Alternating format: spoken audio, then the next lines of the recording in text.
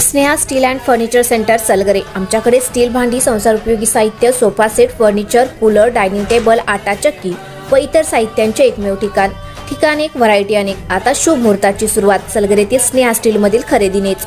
वाजवी दर, सजवा फर्निचरने तुमचे घर। सर्व साहित्यावर बजाज फायनान्सची खास सोय उपलब्ध। स्टील भांड्यांना 5 वर्षे गॅरंटी, तर फर्निचर साहित्यास किडवाळीपासून लाईफ टाइम वॉरंटी। खात्रीशीर खरेदीसाठी मिरज पूर्व भागातील एकमेव ठिकाण Sneha steel and furniture centre Salgare. आमचा पत्ता रवींद्र वस्त्रनिकेतन शेजारी सलगरे। संपर्क 90 96 25 91 38।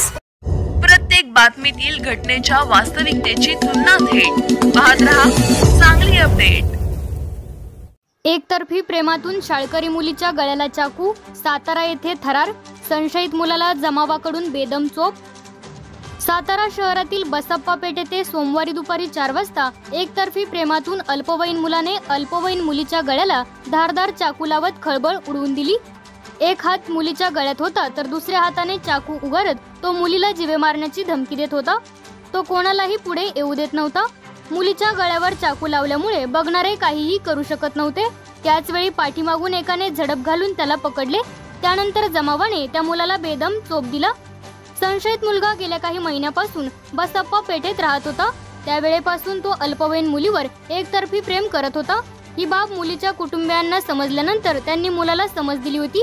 त्यानंतर सुरुवातीला मुलाने मुलीला त्रास दिला नाही, मात्र सोमवारी अचानक या प्रकरणाचा हाय व्होल्टेज ड्रामा सातारकरांनी पाहिला। संशयित मुलगा दुपारपासून मुलगी राहत असलेल्या बिल्डिंग खाली घुटमळत ती शाळेतून येण्याची वाट पाहत होता। मुलगी येताच मुलगा तिच्या जवळ गेला। मुलगी घाबरून आरडाओरड करत असतानाच मुलाने धारदार चाकू काढून तो उजव्या हातात घेतला, तर डाव्या हाताने मुलीचा गळा आवळला। यामुळे मुलीला सुटका करून घेणे अशक्य झाले। चाकू पाहून मुलगी गर्भगळीत झाली। दरम्यान अचानक आरडाओरडा झाल्याने नागरिक परिसरात गोळा झाले। यावेळी संशयित मुलगा कोणालाही जवळ येऊ देत नव्हता।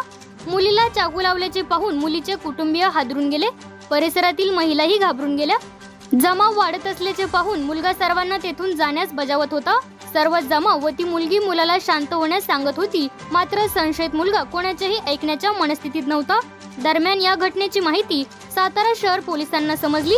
त्यांनी तात्काळ घटनास्थळी धाव घेतली। सुमारे 15 मिनिटांनंतर जमावातील एकाने व पोलिसांनी मुलाचा ताबा मिळवत मुलीची सुटका केली।